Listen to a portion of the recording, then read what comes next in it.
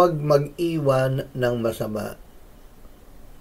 Huwag kang mag-iwan sa iyong kamay ng anumang isinumpang bagay na itinakda sa kapahamakan.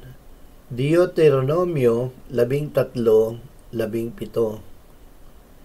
Ang Diyos ay namumuhi sa kasalanan. Matindi ang galit niya sa pagsamba sa Diyos-Diyosan. Ang mga bagay na dinidiyos ng iba ay nasa ilalim ng sumpa at itinakda ng Diyos sa pagkawasak.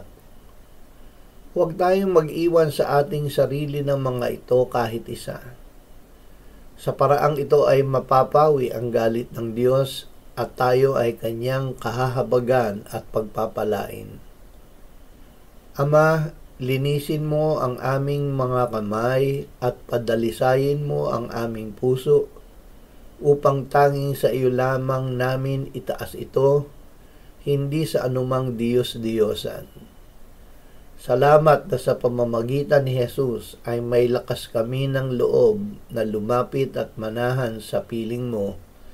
Amen.